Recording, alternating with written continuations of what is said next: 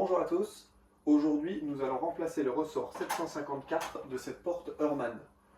Le ressort 754 est un ressort doublé, il en existe d'autres références, 751, 752 et autres qui sont similaires.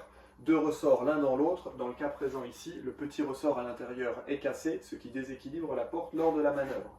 Pour ce faire, on va utiliser notre ressort compatible et le mettre à la place en remplaçant la poulie et le support bas dans un instant.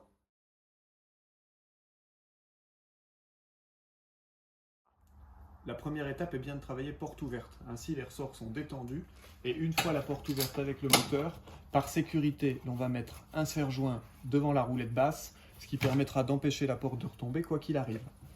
On peut alors desserrer les câbles de la porte en les ôtant et retirer complètement le ressort d'origine.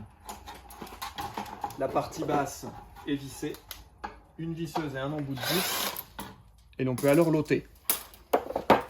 Le ressort d'origine est complètement ôté à cette étape. Je vais visser le nouveau support au même niveau que le précédent. Je présente au même niveau. Il y a un réglage ici sur cette réglette. Potentiellement, l'on pourra l'ajuster tout à l'heure si la puissance n'était pas suffisante. Une première vis de sécurité. Et l'on est bon. La deuxième étape va être de repasser les câbles sans les chevaucher dans la nouvelle poulie.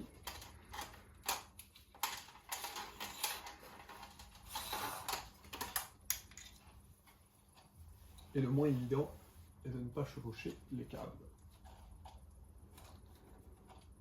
De préférence, mettez la tête de vis de la nouvelle poulie en direction du fond et l'écrou verrouillé.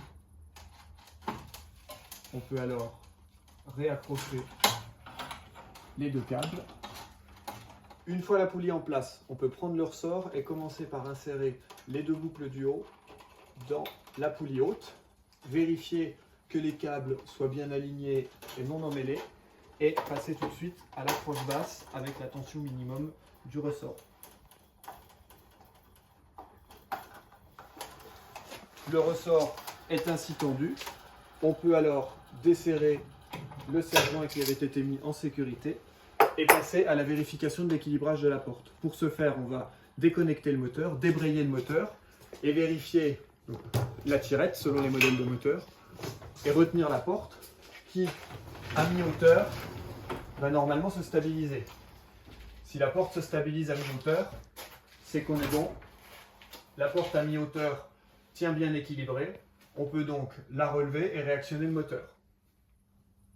Une fois le ressort en place et le réglage validé pour l'équilibrage de la porte, on peut alors mettre la deuxième vis dans le support pour valider la sécurité.